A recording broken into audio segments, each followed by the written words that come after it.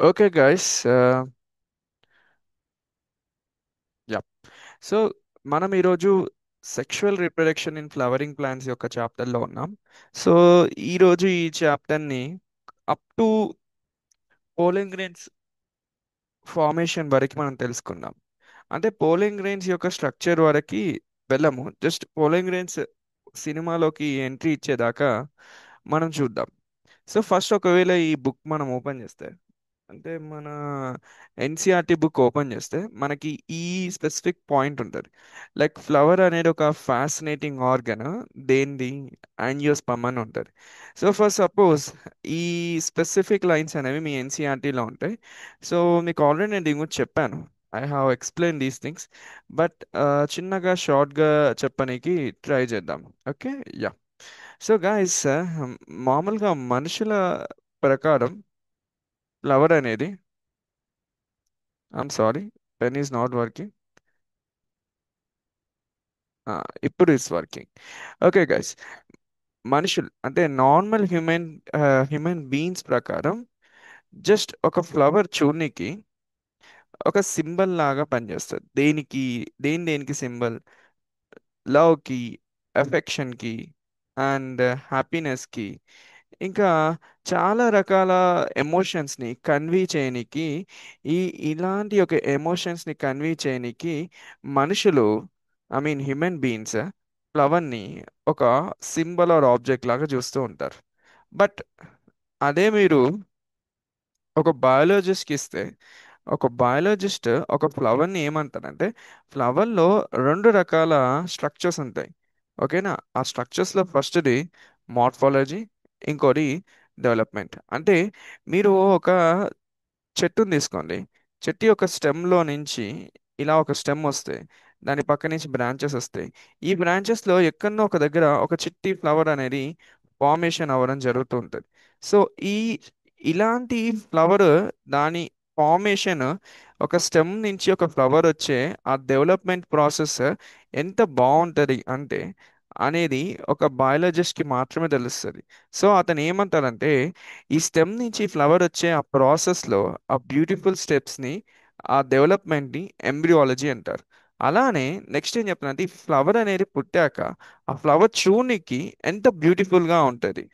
ఆ బ్యూటిఫుల్నెస్ యొక్క మార్ఫాలజీని కూడా బయాలజిస్ట్ కన్సిడర్ చేసుకొని చెప్తారు. సో బయాలజిస్ట్ పాయింట్ ఆఫ్ వ్యూలో ఏంటంటే, ఫ్లవర్స్ అనేవి దాని యొక్క మార్ఫాలజీ చూడడానికి ఎలా కనిపిస్తున్నాయి, అండ్ సెకండ్ థింగ్, ఆ చూడడానికి వచ్చిన స్ట్రక్చర్స్ ఎక్కడి నుంచి వచ్చాయి, ఎలా వచ్చాయి, ఆ ప్రాసెస్ అన్ని, ఆ ఆ టైప్ ఆఫ్ ప్రాసెస్ని తెలుసుకోవడం కూడా చాలా బాగుంటుంది అని చెప్తున్నారు.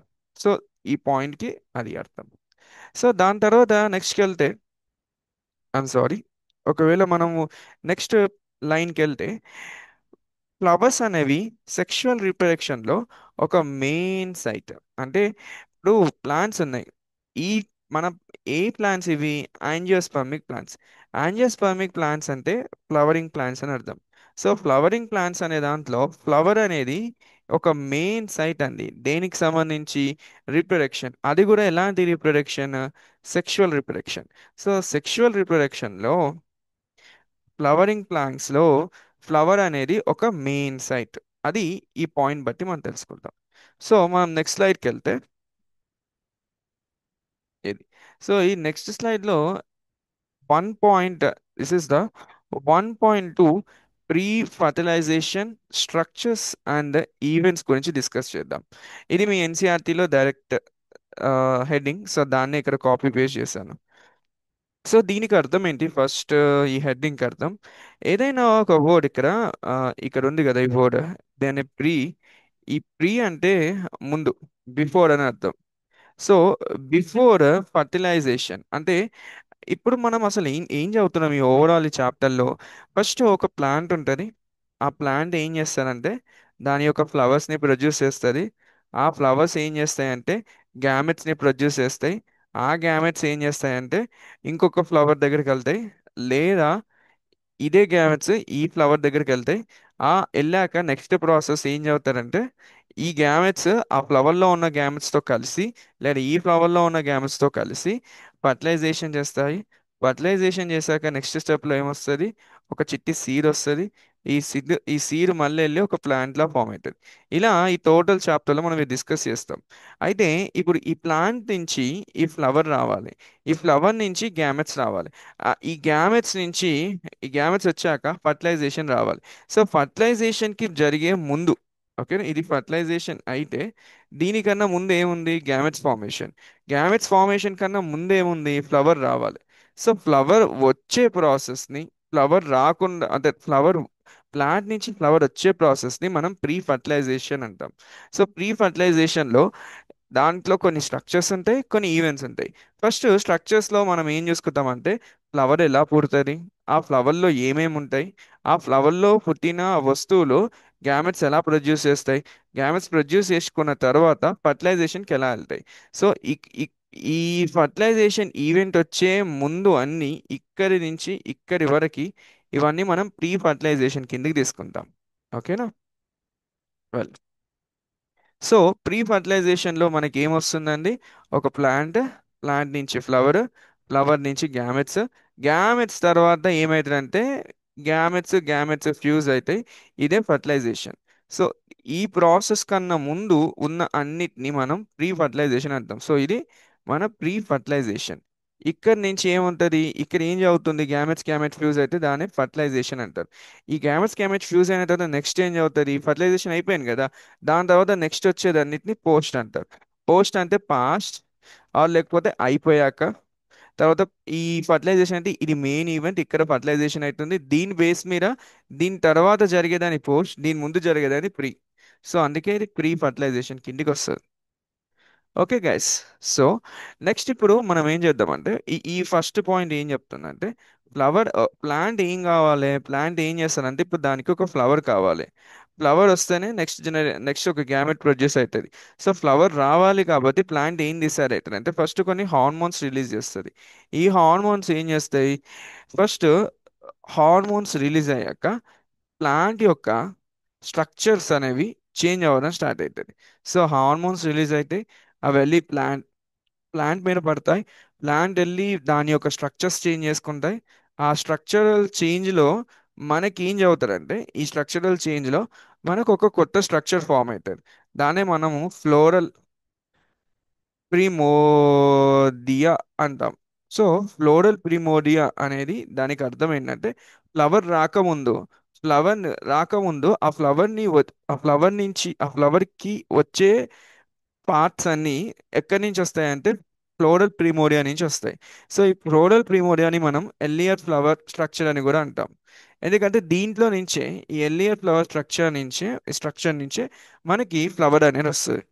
అయితే ఇప్పుడు ఫ్లోరల్ ప్రిమోడియా వచ్చాక నెక్స్ట్ స్టెప్ లో ఇన్ఫ్లోరెసెన్స్ వస్తుంది.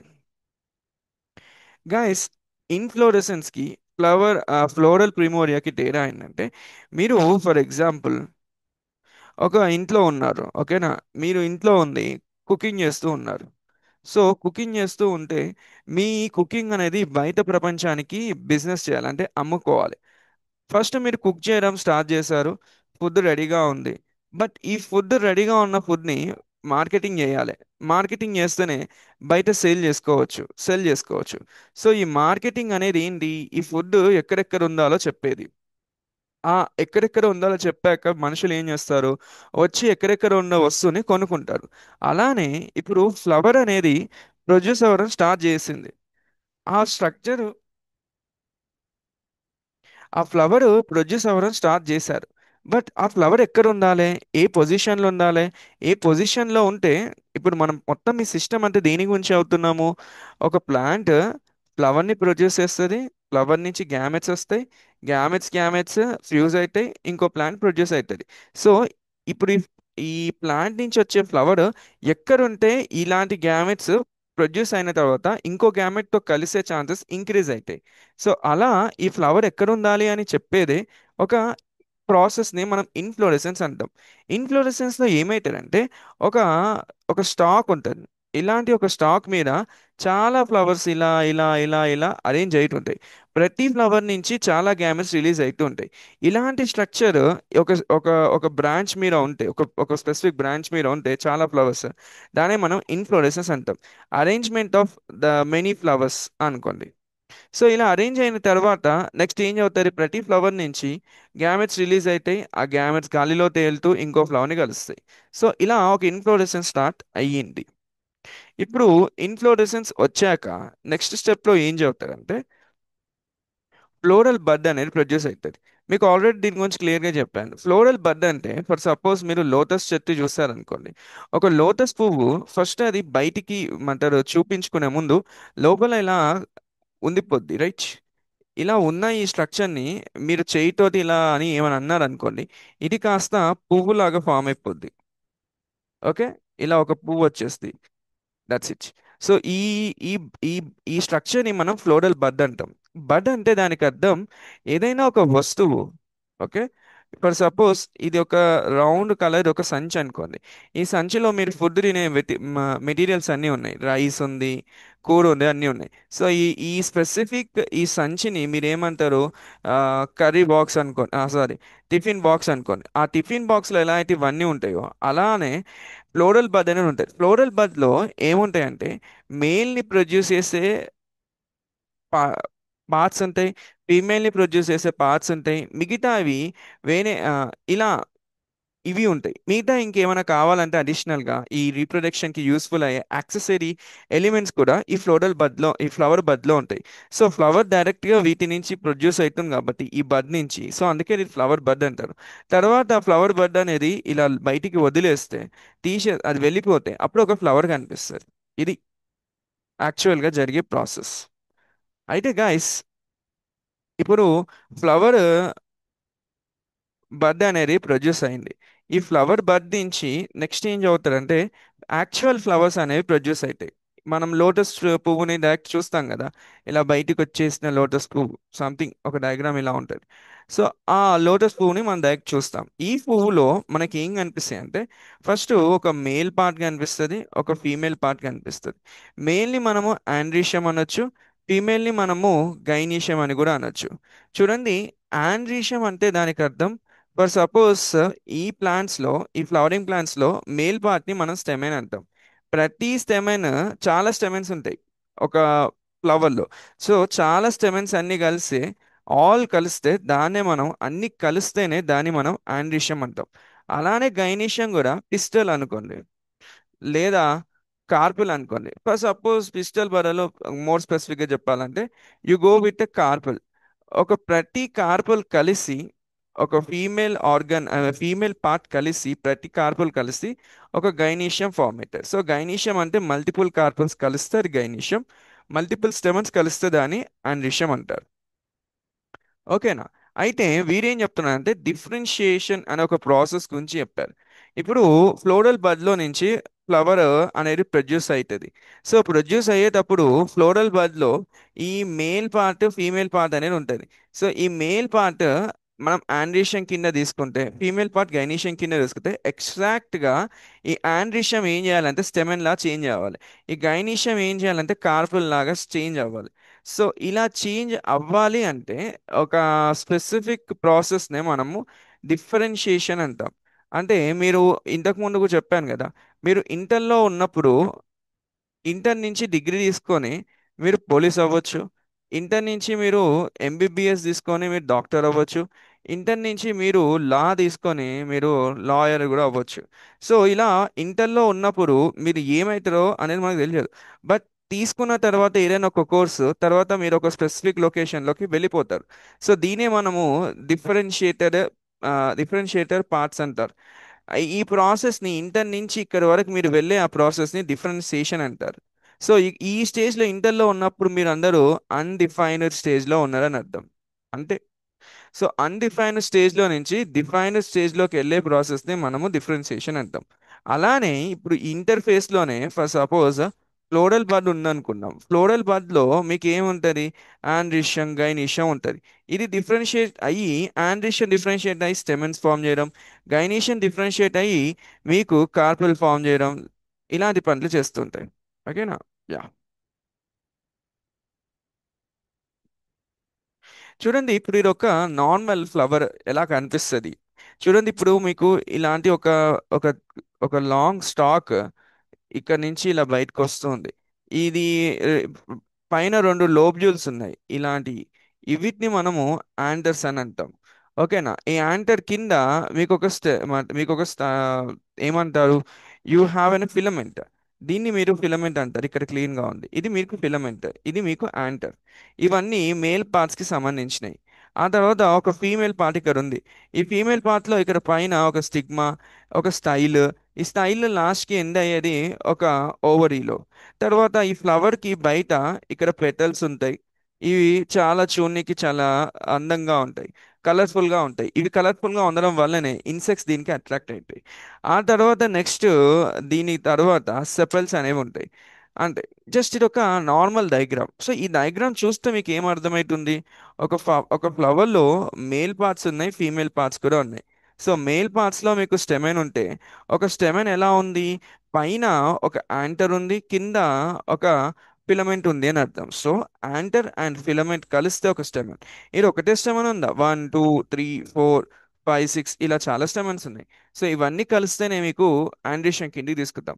అలానే ఇక్కడ ఉన్న ఫీమేల్ పార్ట్ లో మీరు చూస్తే, ఒక కార్పెల్ అనుకుంటే, ఒక కార్పెల్ లో మీకు ఒక స్టిగ్మా, ఒక స్టైల్, ఆ తర్వాత ఒక ఓవరీ, ఇవన్నీ ఉన్నాయి. That's it. ఇప్పుడు మనం కొంచెం ముందుకెళ్దాం. ఈ డయాగ్రామ్ అర్థమైంది అనుకుంటున్నా. సో ఇప్పుడు ఇంతకు ముందు చెప్పాను కదా, ఇది ఒక ఏంటి, ఇది స్టెమెన్. స్టెమెన్ ఎలా ఉందంటే, ఇప్పుడు కొంచెం డీటెయిల్ స్టడీకి వెళ్తే, ఈ స్టెమెన్ లో ఈ రెండు స్ట్రక్చర్స్ ఉన్నాయి. ఇప్పుడు నేను నీట్గా గీస్తా చూడండి. ఇప్పుడు ఒకటి, తర్వాత ఇంకొకటి. ఈ రెండు కలిస్తే ఇదొక లోబు, ఇదొక లోబు. ఈ రెండు కలిస్తే డై అంటాము.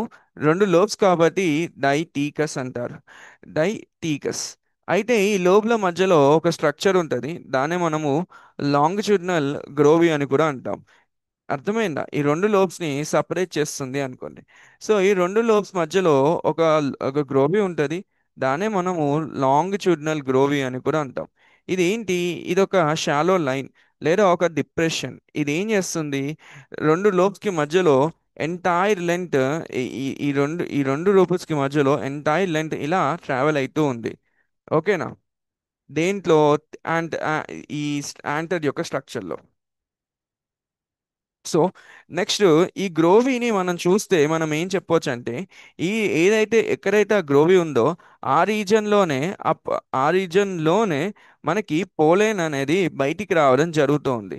సో ఇప్పుడు ఈ రీజన్ దగ్గర ఈ యాంటర్ ఉంది కదా, ఇది మొత్తం యాంటర్. యాంటర్ మధ్యలో ఒక గ్రోవీ ఉంది.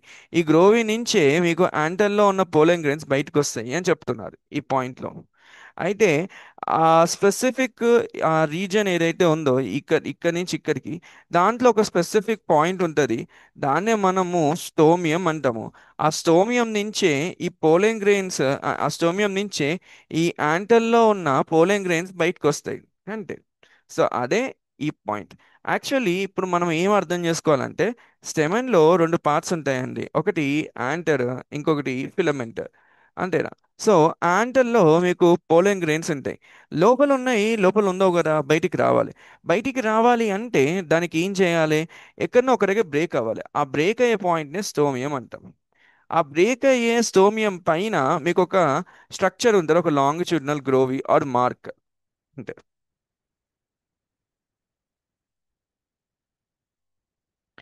ఇప్పుడు కొన్ని ఎక్స్ట్రా పాయింట్స్ రాశాను. అంటే ఇప్పుడు మనం ఏదైతే ఒక స్పెసిఫిక్ లొకేషన్లో బ్రేక్ అవుతుందో దాన్ని మనం స్టోమియం అంటాం.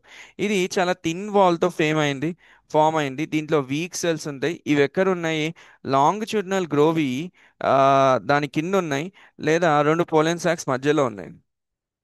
సో ద ఫంక్షన్ ఆఫ్ స్టోమియం యొక్క ఫంక్షన్ ఏంటంటే డెహిసెన్స్ లేదా బ్రస్టింగ్. డెహిసెన్స్ అనే బ్రస్టింగ్ అనే దానికి అర్థం ఏంటంటే, యాంటన్ నుంచి పోలెన్ అనేది రిలీజ్ అయితే దాన్ని మనం డెహిసెన్స్ అంటాం. ఈ పోలెన్ గ్రెయిన్స్ యాంటన్ నుంచి రిలీజ్ అవ్వనీకి మనకి స్టోమియం యూజ్ చేస్తున్నాం కాబట్టి, స్టోమియం అనేది డెహిసెన్స్ లో ఇన్వాల్వ్ అయిందని చెప్పొచ్చు. సో వైల్ లాంగిట్యూడినల్ గ్రోవి అనేది మీకు బయట కనిపిస్తే, స్టోమియం అనేది ఫంక్షనల్ లేయర్ లాగా కన్సిడర్ చేసుకోవచ్చు దీన్ని యాంటర్ని ఓపెన్ చేసే ప్రాసెస్లో.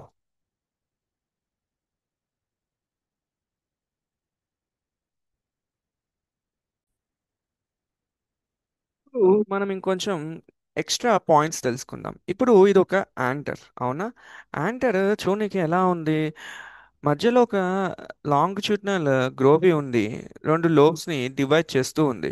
ఈ ఈ గ్రోవిని ఈ ఈ టూ లోబ్స్ ని మీరు మధ్యలో నుంచి కట్ చేస్తే ఇలా దాని యొక్క స్ట్రక్చర్, ఇక్కడి నుంచి ఇలా కట్ చేస్తే దాని యొక్క స్ట్రక్చర్ ఇలా కనిపిస్తుంది. ఇక్కడ చూడండి, ఒకటి, రెండు, మూడు, నాలుగు, ఇలా నాలుగు ఉన్నాయి, చూసారా? సో ఇది ఒక ఇది ఒక లోబ్, ఇది ఒక లోబ్, ఇది ఒక లోబ్, ఇది ఒక లోబ్, అదే ఇలా రాశాను. సో మొత్తం కలిపి మీకు నాలుగు హో- నాలుగు సాక్స్ ఉన్నాయి, లేదా వీటిని మనం పోలెండ్ సాక్స్ అని కూడా అనొచ్చు. ఓకేనా గైస్? ఓకే గైస్, ఇప్పుడు దీన్నే ఇక్కడున్న ఈ స్ట్రక్చర్ని మనము ఇలా చూసుకోవాలి. అంటే ఇంకా డీటెయిల్ ఫామ్లో ఈ స్ట్రక్చర్ని చూస్తే ఇలా కనిపిస్తుంది. సో ఇది ఒకటి, ఇది రెండు, ఇది మూడు, ఇది నాలుగు. ఇవన్నీ ఏంటి? ఈ ఈ ఈ ఈ ఈ సున్నాలు, ఈ రౌండ్స్ అన్నీ ఏంటి? ఈ రౌండ్స్నే మనము మైక్రోస్పొరాంజియం అంటాము. ఈ నాలుగిటిని కలిపితే మైక్రోస్పొరాంజియా అంటారు. అంటే తేడా ఏం లేదండి. మీకు నాలుగుని ఒకేసారి పిలవాలి అంటే దానికి మైక్రోస్పొరాన్ జియా అంటారు, జిఏ. అదే ఒక్కదాన్ని పిలవాలనుకోండి, దానికి మీరు మైక్రోస్పొరాన్ జిఎం అంటారు. అంటే ఇప్పుడు నేను దీన్ని మాత్రమే చదువుతూ ఉన్నాను అనుకోండి, దానికి అప్పుడు దీన్ని పలుకుతాను, మైక్రోస్పొరాంజియం. లేదు, నేను ఈ నాలుగిటిని ఒకేసారి పలకాలి అనుకుంటున్నా, పిలవాలి అనుకుంటున్నా అనుకోండి, అప్పుడు నేను దీన్ని వాడతాను. అంతకు మించి ఇంకేం లేదు. అయితే ఇక్కడ కొన్ని పాయింట్స్ ఉన్నాయి. ఏంటంటే ఒక్క లోబ్లో ఒకటి, రెండు ఏమున్నాయి? మైక్రోస్పొరాంజియం ఉన్నాయి. ఇక్కడ రెండు మైక్రోస్పొరాంజియం ఉన్నాయి. అంటే ఇదొక మైక్రోస్పొరాంజియం, ఇదొక మైక్రోస్పొరాంజియం, ఇదొక మైక్రోస్పొరాంజియం, ఇదొక మైక్రోస్పొరాంజియం. మీరు క్వశ్చన్లో మైక్రోస్పొరాంజియం అన్నా లేదా మైక్రోస్పొరాంజియా అన్నా కన్ఫ్యూజన్ అవ్వకండి. జస్ట్ ఇది ఇంటర్చేంజ్ అవుతూ ఉంటుంది. సో వారు ఎన్ని చెప్పినా మీరు గుర్తుపెట్టుకోవాల్సిన విషయం ఏంటంటే, ఒక్క లోబ్లో, అంటే ఇప్పుడు ఈ ఒక్క లోబ్లో రెండు మైక్రో స్పొరాన్ జీ ఎం ఉండే ఛాన్సెస్ ఉంటాయి. లేదా రెండు లోపులో నాలుగు మైక్రోస్పొరాన్ జియా ఉండే ఛాన్స్ ఉంటుంది. జియా జియా అన్నా జిఎం అన్నా కన్ఫ్యూషన్కి ఏం కోకండి. జస్ట్ మైక్రోస్పొరాన్ జిఎం అనేది ఒకటి ఉంది అని అర్థం. సో రెండు లోబ్స్ ఉంటే నాలుగు, ఒకటే లోబ్ ఉంటే రెండు, ఇది గుర్తుంచుకోండి. ఈ జియాని జిఎంని మళ్ళీ నేను ఒకసారి మళ్ళీ టచ్ చేస్తాను. ఎట్ ప్రెసెంట్ మీరు గుర్తుంచుకోవాల్సిన విషయం ఏంటంటే, రెండు లోబ్స్ ఉంటే, ఒకటి, రెండు లోబ్స్ ఉంటే మీకు నాలుగు మైక్రోస్పొరాంజియా ఉంటుంది. లేదా మైక్రోస్పొరాంజియం అని కూడా అనొచ్చు, టెక్నికల్గా అనొచ్చు. బట్ నార్మల్గా అనొచ్చు, కానీ టెక్నికల్గా అంటే అది రాంగ్ అయింది. అంతకు మించి ఇంకేం లేదు. ఓకేనా? కన్ఫ్యూజ్ అవ్వనీకే ఇలాంటి వర్డ్స్ ఇస్తారు వాళ్ళు. అయితే ఇప్పుడు మనం కొంచెం నెక్స్ట్ పార్ట్కి వెళ్దాం. ఇప్పుడు నేను ఇంతకుముందు చెప్పానా, అదే ఇది. ఇక్కడ వారు ఏం చెప్తున్నారంటే, ఒక్క పోలెండ్ శాక్, ఇప్పుడు ఒకటి, రెండు, మూడు, నాలుగు, ఇలా నాలుగు స్ట్రక్చర్స్ చూపించాను కదా, ఈ ఒక్కదాన్ని పోలెండ్ శాక్ అనొచ్చు. పోలెండ్ శాక్ అంటే చూడండి, శాక్ అంటే ఒక సంచి లాంటిది. సంచిలో మనకు కావాల్సిన వస్తువులను ఎలా ఉంచుకుంటామో, పోలెండ్ శాక్లో కూడా పోలెన్ అనేది అలా ఉండిపోద్ది. ఇందులో పోలెన్ ఉంది, ఇందులో పోలెన్ ఉంది, ఇందులో పోలెన్ ఉంది, ఇందులో పోలెన్ ఉంది. పోలెన్ గ్రెయిన్స్ ఉంటాయి అని అర్థం. ఓకేనా? అయితే ఇలాంటి ఒక్కదాన్ని మనము స్పొరాంజియం అంటున్నాము. ఇలా ఈ నాలుగిటిని కలిపితే స్పొరాంజియా అంటున్నాం. సో సింగులర్ వర్డ్ యూజ్ చేసేటప్పుడు, అంటే ఒకదాన్ని యూజ్ చేసేటప్పుడు మీరు జిఎం అనండి. ఒకవేళ ఈ రెండింటిని యూజ్ చేసేటప్పుడు ఏమనాలి? ఎందుకంటే ఇవి రెండు కాబట్టి, ఈసారి సింగులర్ కాదు కాబట్టి, ఈసారి కూడా మీరు స్పొరాంజియా అని అనండి. ఇవన్నీ క్వశ్చన్స్ చేసేటప్పుడు మీకు ఇంకా క్లారిటీ వస్తుంది. ఇప్పటి వరకైతే ఒకటైతే జిఎం అనండి, రెండైతే జియా అనండి. ఓకేనా? అయితే మీకు ఇంకొక పాయింట్, మీరు ఇక్కడ చూస్తే ఈ డయాగ్రామ్లో, ఈ చిట్టి డయాగ్రామ్లో, ఈ రౌండ్ స్ట్రక్చర్ పక్కన ఇక్కడ ఒక ఇలాంటి ఒక గ్రీన్ కలర్ స్పేస్ ఉంది. ఇది చూసారా? ఇక్కడ ఇదంతా ఈ గ్రీన్ కలర్ స్పేస్కి ఒక స్పెసిఫిక్ పేరు ఇచ్చారు. దాన్ని మనము ఏంటి, సారీ, దాని పేరు ఇక్కడ రాశారా లేదా? రాశారు. దాన్నే మనము మిడిల్ లేయర్స్ అంటారు. ఓకేనా? ఈ గ్రీన్ కలర్ స్పేస్లోనే మీకు మిడిల్ లేయర్స్ ఉంటాయి. ఈ మిడిల్ లేయర్స్ తర్వాత మీకు ఉండే లేయర్ని మీకు ఎండోటీసియం అంటారు. ఈ ఎండోటీసియం తర్వాత మీకు ఉండే లేయర్ని ఎపిధర్మిస్ అంటారు. లేదా మీరు దీన్ని కన్ఫ్యూజ్ కాకుండా చదువుకోవాలంటే ఫస్ట్ ఒక ఎపిధర్మిస్ ఉంటుంది. ఎపిధర్మిస్ తర్వాత మీకు ఒక ఎండోటీసియం ఉంటుంది. ఎండోటీసియం తర్వాత మీకు ఒక మిడిల్ లేయర్ ఉంటుంది. ఈ మిడిల్ లేయర్ తర్వాత లాస్ట్లో ఇక్కడ ఈ లేయర్ ఉంది కదా, ఈ లేయర్ని మీరు తపేతం అంటారు. సో ఇవన్నీ దేనికి సంబంధించినవి, అసలు ఈ డయాగ్రామ్ దేంది? ఈ డయాగ్రామ్ మనము టిఎస్ ఆఫ్ మైక్రో స్పొరాన్ జిఎం అంటాం. జిఎం. అయితే ఇక్కడ చూడండి, ఒకటి రెండు మూడు నాలుగు, నాలుగుని కనిపించేటప్పుడు మనం ఏమనాలన్నా జియా అనాలన్నా. బట్ మన డయాగ్రామ్ ఎందుకు టిఎస్ మైక్రోస్పొరాన్ జిఎం అని పెట్టారు అంటే, మనము నాలుగిటిని కట్ చేసిన మనం అందులో చూసేది ఒక్కదాన్నే. ఆ ఒక్కదాని యొక్క స్ట్రక్చర్లో బయట ఇది, బయట ఎపిడర్మిస్, లోపల ఇది, మిడిల్లో మిడిల్ లేయర్స్, లాస్ట్లో తపేటం, ఇలా ఉంది అని చదువుకుంటాం కాబట్టి అందుకే దీని డయాగ్రామ్ పేరు కూడా మైక్రోస్పొరాన్ జిఎం అని పెట్టారు. ఓకేనా? మీరు డయాగ్రామ్ని టిఎస్ ఆఫ్ జిఎం అని ఎందుకు ఇచ్చారు అనేది ఇప్పుడు మీకు అర్థమైందా? ఒకవేళ మీరు చూస్తే అది నేను చెప్పేది మీకు అర్థమైంది. అయితే ఇక్కడ చూడండి, సేమ్ నేను ఇంతకుముందు చెప్పిందే మైక్రోస్పొరాన్ జిఎం. ఇక్కడ నాలుగున్న ఒక్కదానినే జూమ్ చేశారు కాబట్టి ఈ ఒక్కదాన్నే మనము సింగులర్ లో జిఎం తీసుకుంటాం కాబట్టి అందుకే దీన్ని TS of section of microsporangium అని అన్నారు. ఓకేనా? అయితే ఈ కట్ చేస్తే మనకి పైన ఎపిడర్మిస్ ఉంటుంది, ఆ తర్వాత మనకి ఎండోడర్మిస్ ఉంటుంది, ఆ తర్వాత మిడిల్ లేయర్స్ ఉంటాయి, ఆ తర్వాత మీకు మిడిల్ లేయర్స్ తర్వాత తపేటం ఉంటాయి. తపేటం అయిపోయాక లోపల మీకు ఈ ఈ- ఇక్కడ ఈ ఈ తప్ ఈ తపేటం అయిపోయాక ఇక్కడ మీకు స్పోరోజీనస్ టిష్యూ ఉంటుంది. ఆ స్పోరోజీనస్ టిష్యూలోనే కొన్ని సెల్స్ మైక్రోస్పోర్ మదర్ సెల్స్ లా బిహేవ్ చేస్తాయి. ఇవన్నీ జస్ట్ మీరు గుర్తుంచుకోవాలి ఆ స్పెసిఫిక్ సీక్వెన్స్ని. దీంట్లో పెద్దగా ఏం చెప్తా అంటే, బయట ఎప్పుడైనా కానీ ఒక లేయర్ ఉందంటే దానికి అర్థం మీకు స్కిన్కి, మీ బాడీకి ఒక స్కిన్ లేయర్ ఉందంటే, మీ ఇంటికి ఒక గోడలు ఉన్నాయంటే దానికి అర్థం అది ప్రొటెక్షన్ కోసమే ఉంటారు మ్యాక్సిమం. సో అందుకే ఎపిడర్మిస్ని ఇక్కడ ప్రొటెక్షన్ కిందికి తీసుకుంటారు. అయితే నెక్స్ట్ పాయింట్, ఎండోథీసియం దేని గురించి? ఎండోథీసియం అనేది బేసిక్గా డెహిసెన్స్ అనే ప్రాసెస్లోకి ఇన్వాల్వ్ అవుతుంది. ఇక్కడ మీకు పోలింగ్ గ్రెయిన్స్ ప్రొడ్యూస్ అయ్యాక ఇవి బయటికి వెళ్ళాలి.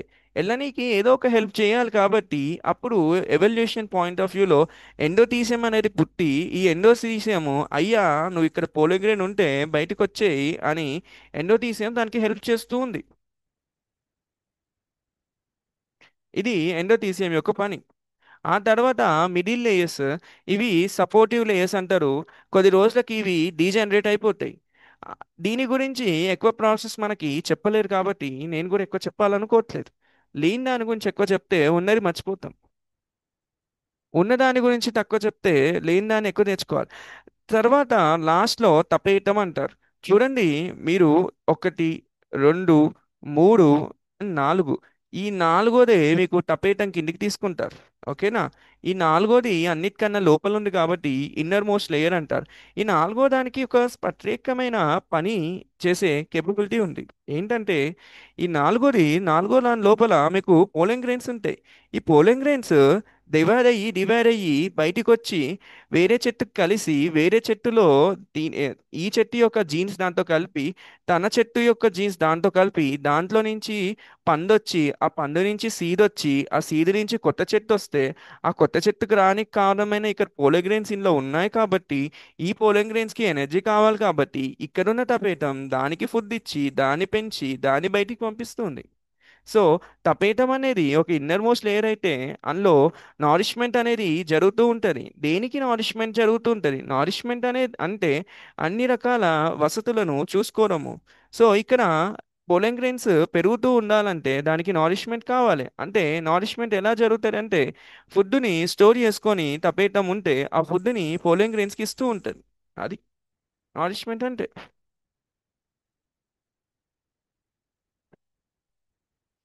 ఇప్పుడు కొన్ని పాయింట్స్ నేను ఎక్స్ట్రాగా చెప్తాను, వినండి తపేటం గురించి.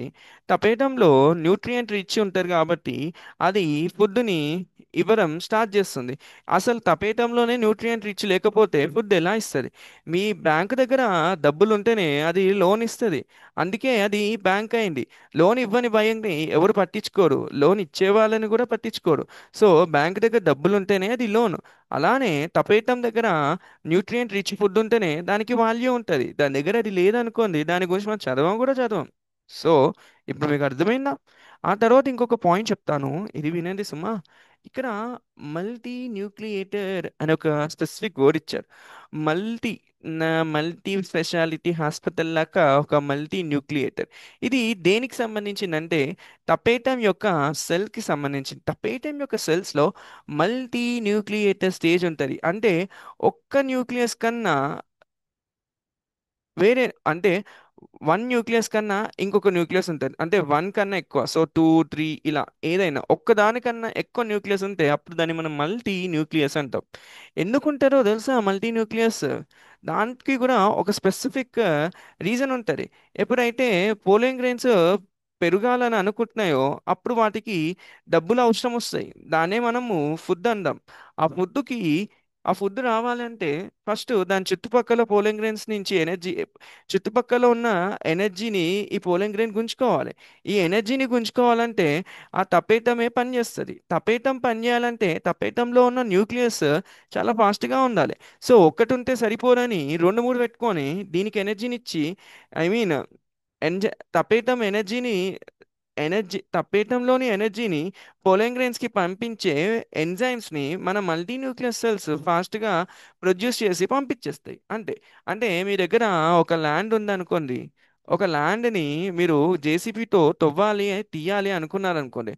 ఒకటి ఉంటే ఒక గంటలో అయితే, అలే ఒక రెండు ఉంటే ఒక అరగంటలో అయిద్ది. సో అలానే న్యూక్లియస్ కూడా ఒకటి కాస్త రెండు ఉంటే ప్రాసెస్ జల్ది అవుతారు కాబట్టి అందుకనిలో మల్టీ న్యూక్లియస్ ఉంది. అంతకు మించి ఇంకా వేరే పాయింట్ చెప్పడం మంచిది కాదని నా అభిప్రాయం. అయితే ఇప్పుడు నెక్స్ట్ స్లైడ్కి వెళ్దాం, వినండి.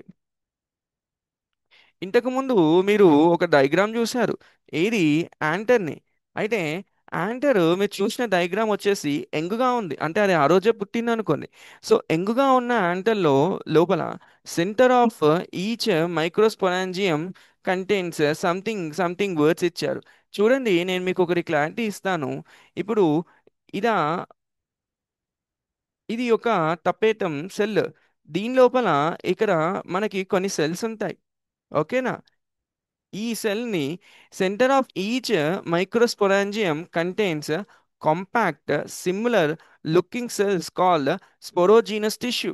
అంటే ఇక్కడ ఉండే ఈ సెల్ ఎక్కడుందంటే సెంట్రల్లో ఉంది. దేని దేని సెంట్రల్లో ఉంది? ఒక మైక్రోస్పోరాంజియం యొక్క సెంటర్లో ఉంది. మైక్రోస్పోరాంజియం అంటే చెప్పాను కదా, ఐఎమ్ సారీ, చెప్పాను కదా, నాలుగిట్లో ఒక్కదాన్ని మీరు చదివితే దాన్ని జిఎం అంటారు. సో ఒక జిఎంలో మధ్యలో ఒక స్పెసిఫిక్ సెల్స్ ఉంటాయి. ఆ సెల్స్నే మీరు స్పోరోజీనస్ టిష్యూ అంటారు. దానికి ఒక పేరు ఇవ్వాలి కాబట్టి వారు దీన్ని స్పోరోజీనస్ టిష్యూ అంటారు. దీన్ని మీకు ఇంకా క్లారిటీ తెలవాలి అంటే మళ్ళీ ఒకసారి మనం ఈ డయాగ్రామ్లోకి వెళ్దాం. సో ఇక్కడ చూడండి, ఇది ఒక మైక్రోస్పోరాన్ జిఎం. ఈ జిఎం మధ్యలో ఇక్కడ కొన్ని సెల్స్ ఉంటాయి. దీన్నే మనం స్పోరోజీనస్ టిష్యూ అని కూడా అంటాం. బస్ ఇదే వారు చెప్తూ ఉన్నారు అప్పటి నుంచి. ఇదంతా ఎందులో జరుగుతుంది? ఇదంతా మీ యొక్క యాంటర్లో జరుగుతుంది. యాంటర్ ఎలాంటి యాంటర్? అప్పుడే పుట్టిందా, రెండు మూడు రోజులు అయిందా, పాతదా, కొత్తదా అంటే ఇది చాలా యంగ్గా ఉన్నప్పుడే వారు డిస్కస్ చేస్తున్నారు. ఒక యంగ్ యాంటర్లో ఇక్కడ మధ్యలో మనకి స్పోరోజీనస్ టిష్యూ ఉంటుంది అని చెప్పారు. బస్. అయితే మనం కొంచెం ముందుకు వెళ్దాం. ఇప్పుడు ఇది మీకు అర్థమైంది అనుకుంటే స్పోరోజీనస్ టిష్యూ అనేది. అయితే ఈ స్పోరోజీనస్ టిష్యూలో చాలా సెల్స్ ఉంటాయి. చాలా సెల్స్ ఉంటాయి. ఎన్ని ఉంటాయో మనకు తెలియదు, ఉంటాయి అంటే.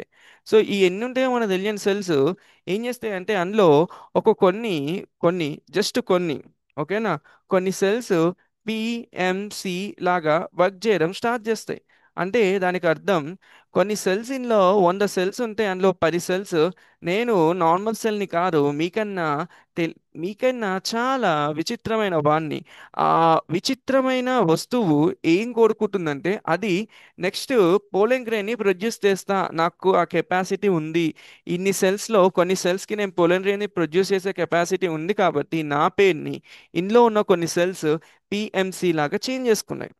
సో స్పోరోజీనస్ టిష్యూలో కొన్ని స్పెసిఫిక్ సెల్స్ని పిఎంసి అంటారు. ఆ వాటిని పోలెన్ మదర్ సెల్స్, వీటిని మదర్ సెల్స్ ఆఫ్ పోలెన్ అని కూడా అనొచ్చు. అంటే వీటిలో నుంచే మీకు పోలెన్ గ్రెయిన్ వస్తుంది కాబట్టి అందుకే దీన్ని పోలెన్ మదర్ సెల్స్ అంటారు. అయితే ఇప్పుడు మీకు ఒకటి చెప్తా వినండి. ఇప్పుడు స్పోరోజీనస్ టిష్యూలో కొన్ని పిఎన్సీస్ ఉంటాయి. ఒక్క పిఎన్సీని మీరు తీసుకుంటే ఒక్క పిఎన్సీని మీరు తీసుకుంటే ఒక్క పిఎన్సీ నుంచి మీకు 4 మైక్రోస్పోర్స్ వస్తాయి. మైక్రోస్పోర్స్ దీన్ని ఒకదాని నుంచి 4 వస్తున్నాయి. అయితే ఈ మైక్రోస్పోర్లో ఈ పిఎన్సీలో డిప్లాయిడ్ కండిషన్ ఉంటే ఈ మైక్రోస్పోర్లో హ్యాప్లాయిడ్ కండిషన్ ఉంటుంది. ఈ హ్యాప్లాయిడ్ డిప్లాయిడ్ గురించి నేను చాలాసార్లు చెప్పాను, మళ్ళీ ఇంకోసారి చెప్తాను వినండి. ఒక బ్యాగ్ ఉంది, ఒక బ్యాగ్లో మీకు 10 బుక్కులే ఉన్నాయి. ఈసారి ఈ బ్యాగ్ని రెండిట్లా డివైడ్ చేస్తే మీకు 2 బ్యాగులు వస్తున్నాయి. ప్రశాంతంగానే ఉన్నారు. బట్ ఒక బ్యాగ్లో మీకు 5 వచ్చాయి బుక్కులు, ఇంకో బ్యాగ్లో కూడా 5 వచ్చాయి. సో ఈసారి 10 బుక్కులు కాస్త 5 5 కింద డివైడ్ అయినాయి.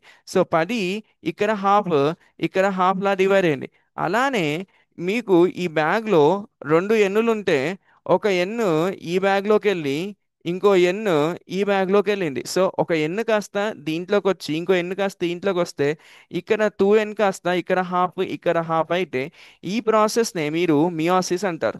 ఈ ఎన్ పేస్లో మీరు ఒక 5 తీసుకోండి, 6 తీసుకోండి, ఏదైనా తీసుకోండి, అది మీ ఇష్టం. కానీ ఈ 5 6 దేనికి రిప్రజెంట్ చేస్తున్నాయి అంటే క్రోమోజోమ్ యొక్క నెంబర్కి. ఫర్ సపోజ్ ఇక్కడ 10 బుక్లని 10 క్రోమోజోమ్లు అనుకుంటే ఇక్కడ ఈ యొక్క బ్యాగ్లో 5 బుక్కులు ఉంటే ఈ ఐడిట్ని 5 క్రోమోజోమ్స్ అనుకోవచ్చు. ఈ బ్యాగ్లో కూడా ఐడిట్ని 5 క్రోమోజోమ్స్ అనుకోవచ్చు. సో ఇలా ఒక 10 క్రోమోజోమ్లు కాస్త దాని యొక్క నెంబర్లో అది రెడ్యూస్ అయిపోతే అందుకే దాన్ని మియోసిస్ అంటారు, లేదా రిడక్షన్ డివిజన్ అని కూడా అంటారు. రిడక్షన్ అంటే సగం లేకపోతే తగ్గించడం, దాని కిందికి వస్తుంది. సో ఇలా ఒక ఒక పిఎన్సిలోని 2n క్రోమోజోమ్స్ కాస్త 4 సెల్లా ఫామ్ అయినాయి. 4 సెల్ అంటే బ్యాగులు అనుకోండి. కానీ ప్రతి బ్యాగ్లో ఎన్ని బుక్కులు ఉంటాయంటే ఈ 2n నుంచి ప్రతి దాంట్లో ఎన్ని బుక్కులే ఉంటాయి. ఎన్ అంటే 2nలో సగం బుక్కులే ఉంటాయి. ఫర్ సపోజ్ మీకు పిఎంసిలో 10 క్రోమోజోమ్లు ఉంటే మీకు 4 పిఎంసికి వచ్చేసరికి అంటే ప్రతి ఒక్క మైక్రోస్పోర్కి వచ్చేసరికి 5 బుక్కులే ఉంటాయి. అంటే 5 క్రోమోజోమ్లే ఉంటాయి. సో నాలుగిట్లో ప్రతి దాంట్లో 5 ఉంటే దీంట్లో ఒక్క దాంట్లో 10 ఉంటాయి. అది మొత్తానికి మనం అర్థం చేసుకోవాల్సిన విషయం. అయితే ఇప్పుడు పిఎంసిని పిఎంసి నుంచి 4 మైక్రోస్పోర్స్ వస్తాయి. So the process by which PMC divided by meiosis to form microspore tetrad is called microsporogenesis. అంటే ఒక పిఎంసి నుంచి 4 మైక్రోస్పోర్స్ వస్తే ఆ ప్రాసెస్ని మీరు మైక్రోస్పోరోజెనిసిస్ అనొచ్చు. దానికి ఒక పేరు. అయితే ఈ మైక్రోస్పోరు పుట్టినప్పుడు ఎలా ఉంటారంటే ఇలా ఉంటుంది. అన్నీ 1 2 3 4 ఇవన్నీ ఒక దాంట్లో కలిసి ఉండిపోయినాయి. దీన్నే మనము క్లస్టర్స్ ఆఫ్ 4 సెల్స్ అంటాం, లేదా టెట్రాడ్ ఫామ్ అంటాం.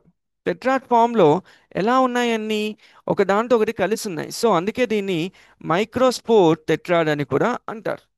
అయితే ఇప్పుడు మీకు మళ్ళీ చూడండి, ఎస్టీ నుంచి ఒక పిఎన్సిని తీసుకుంటే ఒక పిఎన్సి నుంచి 4 స్పోర్ట్స్ ప్రొడ్యూస్ అయితే ఈ స్పోర్ట్స్ ప్రొడ్యూస్ ఈ 4 ఒకదానితో ఒకదానికి కలిసి ఉంటాయి. సో కలిసి ఉండడం వల్ల దీన్ని మైక్రోటెట్రాడ్ అంటారు. అయితే ఇప్పుడు ఏం చదువుతారంటే ఇవన్నీ ఎక్కడ అవుతున్నాయని చెప్పాను, యాంటర్లో అవుతున్నాయని చెప్పాను. ఎలాంటి యాంటర్? యంగ్గా ఉన్నప్పుడు యాంటర్లో జరుగుతున్నాయి. అయితే ఇప్పుడు యంగ్గా ఉన్న యాంటర్ కాస్త మెచ్యూరిటీకి వచ్చింది. అయితే ఇప్పుడు మెచ్యూర్గా ఉన్న యాంటర్లో ఏం చదువుతారంటే 1 రోజు నుంచి 5 రోజులు అయింది అనుకోండి. సో ఇలా జరిగినప్పుడు ఈ 5 రోజుకి వచ్చేసరికి ఈ వాటర్ అనేది వాటర్ వెళ్ళిపోద్ది. వాటర్ వెళ్ళిపోవడం వల్ల ఈ నాలుగు ఒకదాంతో ఒకటి కలుస్తున్నాయి. ఇప్పుడు సపరేట్ అయిపోతాయి ఇలా నాలుగు. సో ప్రతి ఒక్కటి ఒక మైక్రోస్పోరే. ఇది ఒక మైక్రోస్పోరే. ఓకేనా? ఇలా నాలుగు మైక్రోస్పోర్స్ అనేవి ఫామ్ అయినాయి. మధ్యలో ఒక న్యూక్లియస్, బయట ఒక సెల్. అయితే ఈ న్యూక్లియస్ లో మీకు ఎలాంటి నెంబర్ ఆఫ్ క్రోమోజోమ్స్ ఉంటాయి? హ్యాప్లాయిడ్ కండిషన్లే. ఇందులో హ్యాప్లాయిడ్, ఇందులో హ్యాప్లాయిడ్, ఇందులో హ్యాప్లాయిడ్, అన్నిట్లో హ్యాప్లాయిడ్. అయితే ఈ కండిషన్ ఎలా వచ్చింది? ఎప్పుడైతే యంగ్ యాంటర్ నుంచి మెచ్యూర్ యాంటర్లోకి చేంజ్ అయ్యేటప్పుడు వాటర్ అనేది వెళ్ళిపోవడం వల్ల, దేంట్లో, దీని యొక్క స్ట్రక్చర్లో వాటర్ వెళ్ళిపోవడం వల్ల, లేదా ప్లాంట్లోనే వెళ్ళిపోవడం వల్ల, అప్పుడు, సారీ, మీరు ప్లాంట్ వరకు ఎందుకు వెళ్తున్నారు అనుకోవచ్చు. ప్లాంట్ వరకు కూడా వెళ్ళొచ్చు. ఓకే. ప్లాంట్లోకి మీకు ఏమైనా వాటర్ వెళ్ళిపోయినప్పుడు, లేదా వాటర్ ఎక్కడికి వెళ్ళిపోతాడండి? చెట్టులో నుంచి బయటికే కదా వెళ్ళేది. సో అలా మేము చెప్తున్నా. ఒకవేళ మోర్ స్పెసిఫిక్గా మీరు అర్థం చేసుకోవాలి అంటే, ఎప్పుడైతే మీ యొక్క మైక్రోస్పోర్ ఈ ఫామ్లో ఉన్నప్పుడు ఆ స్పెసిఫిక్ యాంటర్ యంగ్గా ఉన్నట్టు అర్థం. సో అది ఆ టైంకి యంగ్గా ఉందని అర్థం. ఈ స్పెసిఫిక్ యాంటర్ యంగ్గా ఉన్నప్పుడు ఈ ఫామ్లో ఉంది. ఆ తర్వాత కొద్ది రోజులకి ఈ యాంటర్ అనేది మెచ్యూర్ అయిపోయింది. మెచ్యూర్ అంటే కొద్ది రోజులు సమయం తీసుకుంది. టెంపోరల్ స్పేస్లోకి వెళ్ళింది అనుకోండి.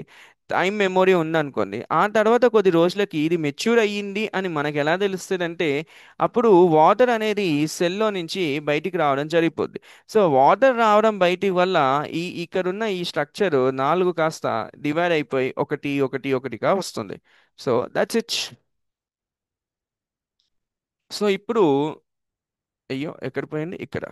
సో ఇప్పుడు మీరు చూస్తే ఒక ఎస్టీ నుంచి ఒక పిఎన్సి వచ్చింది అనుకుంటే, ఒక పిఎన్సి నుంచి నాలుగు మైక్రోస్పోర్ టెట్రాస్ ఫామ్ అయితే, ప్రతి ఒక్కటి ఒక్కొక్కటిలా డివైడ్ అయిపోతే, ఈ ప్రతి ఒక్క మైక్రోస్పోన్ ఈసారి ఏం చేస్తారంటే పోలెన్ గ్రెయిన్ లా చేంజ్ అయిపోద్ది.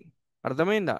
సో ఒక పోలెన్ గ్రెయిన్ రావాలంటే మీకు ఒక పిఎన్సి నుంచి నాలుగు మైక్రోస్పోర్లు రావాలి. మైక్రోస్పోర్లు నాలుగిటి నుంచి ఒక్క మైక్రోస్పోర్ నుంచి ఒక పోలెన్ గ్రెయిన్ వస్తుంది. లేదా మీరు ఇలా అయినా కన్సిడర్ చేసుకోవచ్చు. ఒక పిఎంసి నుంచి మీకు నాలుగు మైక్రోస్పోర్లు వస్తే, ఈ నాలుగిట్ల ప్రతిదీ ఒకటి పోలెన్ గ్రెయిన్ లా చేంజ్ అయితే, సో వన్ పిఎంసి నుంచి నాలుగు పోలెన్ గ్రెయిన్స్ కూడా అనుకోవచ్చు. సో ఇప్పుడు లాస్ట్కి మీరు ఏం అర్థం చేసుకున్నారు? ఒక పిఎంసి నుంచి ఇలా నాలుగు పోలెన్ గ్రెయిన్స్ వచ్చాయని అర్థం. ఈ నాలుగు ఎక్కడి నుంచి వచ్చాయి? ప్రతి ఒక్కటి మైక్రోస్పోర్ నుంచి వచ్చాయి. ఆ మైక్రోస్పోర్ టెట్రాడ్ ఫామ్ లో ఉన్నప్పుడు కలిసి ఉంటే ఆ నాలుగు ఆ నాలుగు మళ్ళీ నాలుగు ఎగ్జాక్ట్ గా పోలింగ్ గ్రీన్స్ ఇస్తున్నాయి. అదే మనం అర్థం చేసుకోవాల్సిన విషయం. మ్యాజిక్, జిమ్మిక్, ఏదైనా. అయితే గాయస్, మీకు ఒక విషయం చెప్తా చూడండి. ఇక్కడ ఇండివిజువల్ మైక్రోస్పోర్ పోలింగ్ గ్రెయిన్ లా మారుతుందని నేను చెప్పాను. అయితే thousands of pollen grains are formed inside each microsporangium which release during dehiscence of anther. ఇప్పటిదాకానే మీకు ఒక పదం చెప్పాను, డెహిసెన్స్ అన్నారు. డెహిసెన్స్ అంటే మీ యొక్క యాంటర్లో ఇలా, ఫర్ సపోజ్ ఇక్కడ ఒక యాంటర్ ఉందనుకోండి, ఇది బ్రేక్ అయిపోయి ఇందులోకి వెళ్ళి మీ పోలింగ్ గ్రెయిన్స్ బయటకు వచ్చేస్తే దాన్ని మనం డెహిసెన్స్ అంటాం. అర్థమైందా? సో పోలింగ్ గ్రెయిన్స్ రానీకి యాంటర్ కొంచెం మెచ్యూర్ అవ్వాలి అని కూడా అర్థం చేసుకోవచ్చు ఈ పాయింట్ ఇక్కడ. సో ఇప్పుడు మనము నెక్స్ట్ స్లైడ్లోకి వెళ్దాం. నెక్స్ట్ స్లైడ్లో మనం ఏం తెలుసుకుందాం అంటే, మైక్రోస్పోర్ నుంచి నేనేమన్నాను? పోలెన్ గ్రెయిన్ వచ్చింది అన్నాను.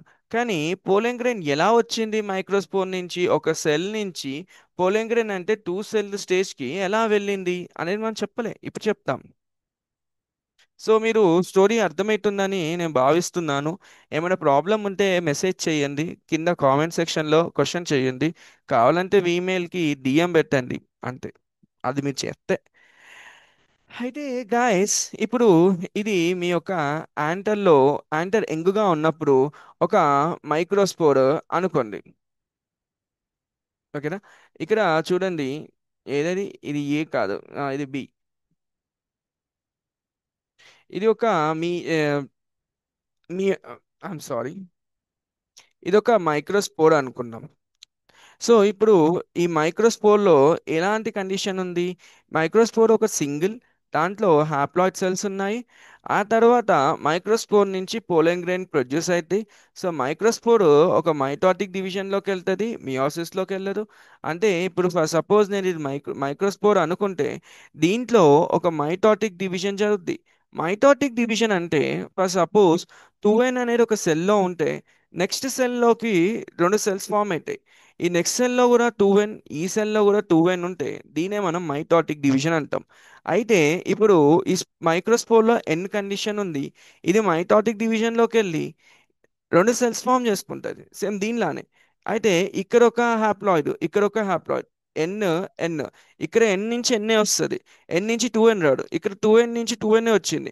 2n నుంచి 4n వచ్చిందా, రాలేదు. అలానే ఎన్ నుంచి కూడా ఎన్ఏ వస్తుంది. సో ఇదే మైటాటిక్ డివిజన్. ఇక్కడ మియోసిస్ కి మైటాసిస్ కి మీరు కన్ఫ్యూజ్ అవ్వాలి అంటే ఈ ఎన్ కాస్త ఇక్కడ ఎన్ బై ఎన్ కాకుండా n/4 రాసుకోండి. సారీ, ఈ ఒక్క ఎన్ హాఫ్ ఎన్ లాగా చేంజ్ అయ్యింది అంటే 1/n అనుకోండి. So half half.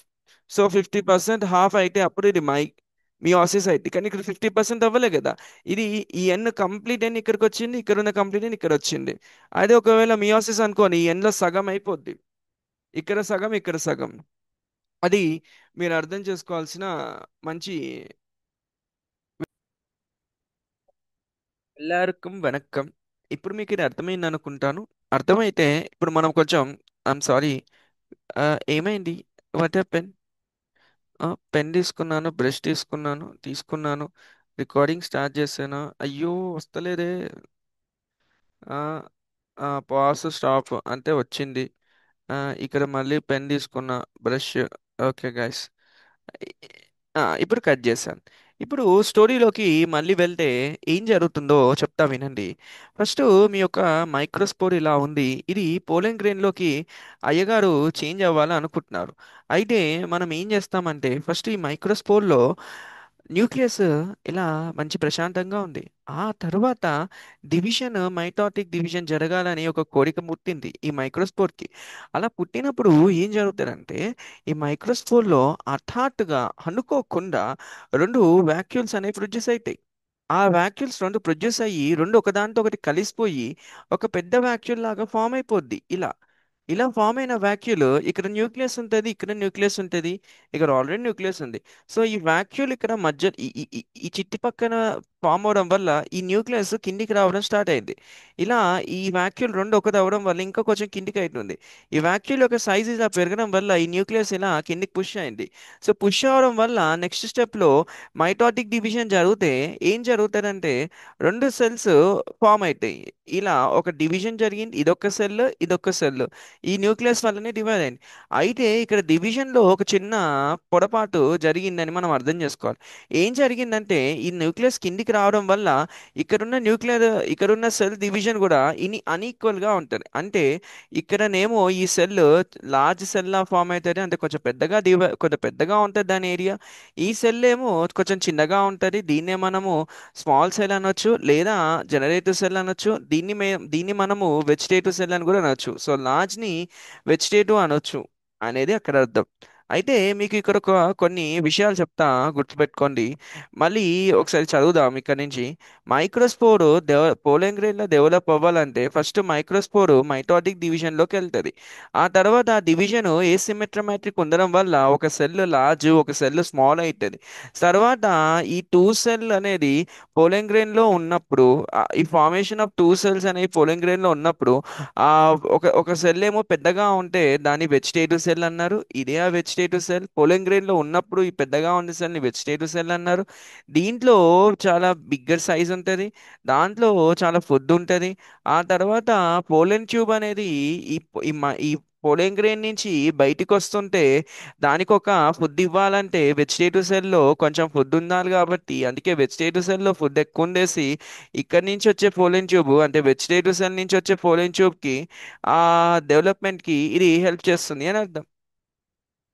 తర్వాత జనరేటివ్ సెల్ అనేది ఒకటి ఉంటుంది. ఇదే ఆ జనరేటివ్ సెల్ చాలా చిన్నది. ఈ జనరేటివ్ సెల్ చిన్నగా ఉంటుంది, ఫ్లోట్ అవుతూ ఉంటుంది. ఇక్కడ చూడండి ఒక పాయింట్ చెప్పారు, ఫ్లోట్.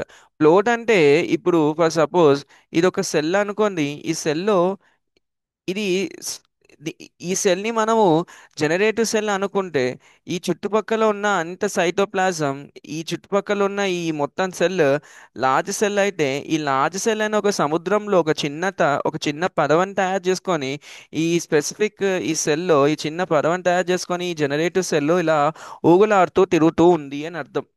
అర్థమైందా అది? సో స్మాలర్ స్మాలర్ సెల్ వచ్చేసి స్మాల్ గానే ఉంది. అది ఏం చేస్తుంది, ఫ్లోట్ అవుతుందంట దేంట్లో, వెజిటేటివ్ సెల్ యొక్క సైటోప్లాజంలో. ఆ తర్వాత ఇక్కడ ఒక కొంచెం వర్డ్ ఇచ్చారు, డెన్స్ సైటోప్లాజం అని. ఈ డెన్స్ సైటోప్లాజం అంటే ఈ జనరేటివ్ సెల్లోనే, ఈ జనరేటివ్ సెల్ ఇది కూడా ఒక సెల్లే కదండి. దీన్ని కొంచెం జూమ్ చేస్తే మన చిట్టి సెల్ ఇలా ఉందనుకుందాం. ఇలా ఉన్న ఈ సెల్లో ఒక న్యూక్లియస్ ఉంటుంది, దీంట్లో ఒక సైటోప్లాజం ఉంటుంది. ఆ సైటోప్లాజం ఎలా ఉందంట, ఆ సైటోప్లాజం వచ్చేసి డెన్స్ సైటోప్లాజం ఫామ్ లో ఉంది. డెన్స్ అంటే చాలా, ఇప్పుడు ఫర్ సపోజ్ మీకు ఒక డబ్బు ఇస్తాను, డబ్బాలో మీరు వాటర్ పోయండి. లీటర్ వాటర్ పోసాక దాంట్లోకి మట్టి వేయడం స్టార్ట్ చేయండి, సాయిల్. ఒక కేజీ మట్టి వేయండి, అప్పుడు వాటర్లో ఆ 1 కేజీ, 1 లీటర్ వాటర్లో ఆ 1 కేజీ మట్టి అనేది కొంచెం పచ్చి పచ్చిగా ఉంటుంది. ఆ తర్వాత 1 కేజీ మట్టి తర్వాత ఒక 10 కేజీ మట్టి ఈ 1 లీటర్ వాటర్లో వేస్తే వాటర్ ఉంటుంది, నేను కాదనట్లే, కానీ ఆ వాటర్లో మట్టి ఎక్కువ కనిపిస్తుంది. సో ఆ ఎక్కువ కనిపించే ఆ మట్టిని ఇంత తక్కువ లిక్విడ్లో ఉంటే ఆ స్పెసిఫిక్ దాన్ని డెన్స్ అంటాం. అలానే సైటోప్లాజం డెన్స్ అంటే ఆ సైటోప్లాజంలో చాలా వస్తువులు ఎక్కువ ఎక్కువ ప్రమాణంలో ఉన్నాయని అర్థం. ఫర్ సపోజ్ ఒక సైటోప్లాజంలో మైటోకాండ్రియా, తర్వాత వేరే వేరే ఉంటాయి కదా, అవన్నీ చాలా ఎక్కువ ఫామ్లో ఉన్నాయని మనం అర్థం చేసుకోవాలి. లేదా ఆ స్పెసిఫిక్ సెల్లో అన్ని ఆర్గానల్స్ ఉన్నాయని అలాను కూడా అర్థం చేసుకోవచ్చు. సో దాని తర్వాత నెక్స్ట్ మీకు ఒక ఇంపార్టెంట్ పాయింట్ చెప్తాను వినండి. ఈ జనరేటివ్ సెల్లే ఫ్యూచర్లో డివైడ్ అయ్యి మైటాటిక్ డివిజన్లో డివైడ్ అయ్యి జనరేటివ్ సెల్ యొక్క సెల్ కాస్త 2 సెల్లా ఫామ్ అవుతుంది. దీనే స్పమ్ సెల్స్ అని కూడా అంటారు. మీకు అర్థమైందా? సో ఇప్పుడు ఇది ఒక మైక్రోస్పోర్ అయితే దీంట్లో న్యూక్లియర్ డివిజన్ జరిగే ముందు 2 వ్యాక్యూల్స్ ప్రొడ్యూస్ అయ్యి ఆ వ్యాక్యూల్స్ కిందికి పుష్ చేస్తాయి న్యూక్లియస్ ని. ఆ తర్వాత ఈ న్యూక్లియస్ డివిజన్ స్టార్ట్ అయింది. ఈ న్యూక్లియస్ డివిజన్ లో మైటాటిక్ డివిజన్ మైటాటిక్ డివిజన్ లో మనకి కొన్ని ఫేసెస్ ఉంటాయి. ఆ ఫేసెస్ లో స్పెసిఫిక్ ఫేస్ లో మనకి స్పిండల్ ఫైబర్ అనేది క్రోమోజోమ్స్ ని పట్టుకోవడం జరుగుద్ది. ఆ పట్టుకోవడం జరిగేది ఈక్వల్ గా జరుగుతుంది మెటాఫేస్ లో, కానీ దీంట్లో అన్ఈక్వల్ గా జరుగుతుంది ఎందుకంటే వాక్యూల్ అనేది పుష్ చేసింది కాబట్టి. సో అందుకే మీకు ఒక ఎసిమెట్రమాటిక్ స్పిన్నల్ వస్తుంది. ఈ ఈ స్పెసిఫిక్ ఫేస్ మెటాఫేస్ అనాఫేస్ లో దాటిన తర్వాతనే మీకు న్యూక్లియర్ డివిజన్ కంప్లీట్ అయ్యి తర్వాత సెల్ డివిజన్ స్టార్ట్ అవుతుంది. సో ఇక్కడనే మీకు అన్ఈక్వల్ డివిజన్ రావడం వల్ల, అంటే అన్ఈక్వల్ గా ఎసిమెట్రమాటిక్ స్పిన్నల్ రావడం వల్ల న్యూక్లియస్ ప్లస్ సెల్ డివిజన్ కూడా హతల్ అయిందని అర్థం. ఓకేనా? Okay guys, we will go to the next slide. Yeah, ఇప్పుడు మీకు ఒక చిన్న మ్యాథమెటికల్ క్వశ్చన్ ఇస్తాను. ఇక్కడ మీరు ఏం చెప్తున్నారంటే 3 మైక్రోస్పరాంజియా ఉన్నాయని చెప్తున్నారు. నార్మల్గా నేను మీకు ఏం చెప్పాను, ఒక్క మైక్రోస్పరాంజియా నుంచి మీకు ఒక్క పిఎంసి వస్తే, పోలెన్ మదర్ సెల్ వస్తే, ఒక్క పోలెన్ మదర్ సెల్ నాలుగిటిని ప్రొడ్యూస్ చేస్తుంది అని అర్థం. అయితే వీరేమంటున్నాడు, 3 ఉన్నాయంట ఇవి. ఈ మూడిట్లో ఈ మూడిట్లో మొత్తం 150 పోలెండ్ మదర్సెల్స్ ఉన్నాయి. అంటే ఈ మూడిట్లో 150, 150 పోలెండ్ పిఎంసీస్ ఉన్నాయి. అయితే ఫస్ట్ 150 పిఎంసీ నుంచి ఎన్ని పోలెండ్ గ్రెయిన్స్ వస్తాయి? 150 ఇంటూ 4 వేసుకోండి. అప్పుడు మీకు 600 పోలింగ్ గ్రెయిన్స్ వస్తున్నాయని అర్థం. అయితే ఈ 600 పోలింగ్ గ్రెయిన్స్ దేంట్లో నుంచి వస్తున్నాయి? ఈ 150 దేనికి సంబంధించింది? ఈ 150 ఒక్క మైక్రో స్పొరాంజియాకి మాత్రమే సంబంధించింది. అంటే ఇర నాలుగు నాలుగు, ఇదొకటి మొత్తం కలిపి నాలుగిట్లో ఇదొక్క మైక్రో స్పొరాంజియా అయితే, ఈ మైక్రో స్పొరాంజియాలో మొత్తం 150 పిఎంసీస్ ఉన్నాయని అర్థం. సో ఒక్క పిఎంసి నేను చెప్పాను కదా, ఒక్క పిఎంసి 4 గ్రెయిన్స్ ని ప్రొడ్యూస్ చేస్తే, సో ఈ ఒక్కటి నాలుగు నాలుగు పోలింగ్ గ్రెయిన్స్ ని ప్రొడ్యూస్ చేస్తే, ఈ 150 ఈ ఒక్క దాంట్లో ఉన్న ఎన్ని ప్రొడ్యూస్ చేస్తే 150 ఇంటూ 4 600 వస్తాయి. ఈ 600 సంబంధించిన ఏంటివి? Polling grains. ఇవి ఎన్ని ఉన్నాయి? ఒక దాంట్లోనే ఉన్నాయి. మొత్తం ఇక్కడ ఎన్ని ఉన్నాయి? 1 2 3 4. ఈ 4 మైక్రోస్పొరాంజియాలు ఎన్ని వస్తాయి? సో 600 ఇంటూ 4 చేస్తే 1800 వస్తాయి. 1800 దేనికి సంబంధించింది? టోటల్ గ్రెయిన్స్ కి సంబంధించింది. అయితే ఇక్కడ వాడు ఏం చెప్తున్నాడంటే ఇక్కడ 600 ఇంటూ నేను 4 వేసుకోవచ్చు మొత్తం ఈ నాలుగు కలిపి. కానీ వారేం చెప్తున్నారు, ఈ నాలుగు వద్దయ్యా, ఓన్లీ మూడిటికే చేసుకో, దీనికి దీనికి చేసుకో, దీనికి వద్దు అని వాడు చెప్తున్నారు. మనం క్వశ్చన్ రీడ్ చేసేటప్పుడే ఇక్కడ మూడిట్లో పొలెంగ్రెన్స్ ఉన్నాయా, నాలుగిట్ల వారు ఏం అడిగారంటే ఒక్క దాంట్లో నీకు 600 ఉంటే మళ్ళీ మూడిట్లో ఎంత ఉన్నాయి అన్నారు. సో 600 ఇంటూ మూడు. ఒకవేళ నాలుగిట్లో అడిగారు అనుకోండి, ఒకటి రెండు మూడు నాలుగు, నాలుగు ఇంటూ 600. ఒకటే రెండే అడిగారు అనుకోండి, ఒకటి రెండు, 600 ఇంటూ రెండు, అంటే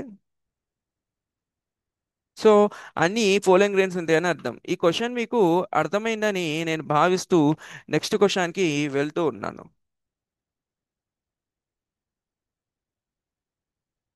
ఈ క్వశ్చన్లు మీరు చేసుకుంటే మీకు డౌట్ వస్తే నన్ను మళ్ళీ అడగండి. ఒకవేళ అర్థం కాకపోతే నేను మళ్ళీ చెప్తాను. ఇది ఒక చిన్న ఎగ్జాంపుల్ అండి, దీనికి పెద్ద ఏం లేదు. మీ దగ్గర ఒక డ్రమ్ ఉందనుకోండి, ఇది ఒక డ్రమ్ము. ఈ డ్రమ్ములో నేను మీకు ఒక స్టిక్ పెట్టాను. ఒక స్టిక్ పెడితే దీన్ని మనము జిఎం అని అన్నారు. ఇలాంటి స్టిక్కులు నేను ఒకటి, ఇంకో రెండు, మూడు, నాలుగు పెట్టాను అనుకోండి, మొత్తం కలిపి దీన్ని మనము జి ఆ అని అంటాము. సో నాలుగు into sticks equals to G ఆ కిందికి వస్తుంది.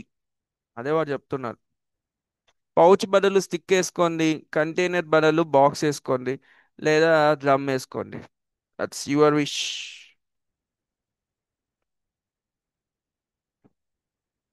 అయితే నాకు తెలిసి మీ క్లాస్ ఈ రోజుతో కంప్లీట్ అయిపోయింది. ఇప్పుడు మీరు ఒక్కసారి చూడండి, ఎక్కడ ఎండ్ చేస్తాం, ఇక్కడ పోలెంగ్ గ్రెయిన్ అనేది టూ సెల్ స్టేజ్కి వచ్చింది. ఎప్పుడైతే పోలెంగ్ గ్రెయిన్ టూ సెల్ స్టేజ్కి వచ్చిందో అక్కడ మనం ఆపేస్తామని అర్థం. ఓకేనా? ఇప్పుడు ఈ పోలెండ్ టూ సెల్ స్టేజ్ నుంచి నెక్స్ట్ ఏం చదువుతారు అనేది నెక్స్ట్ స్లైడ్లో చూసుకుందాం. అప్పటి వరకు టాటా, bye bye, good bye, good office.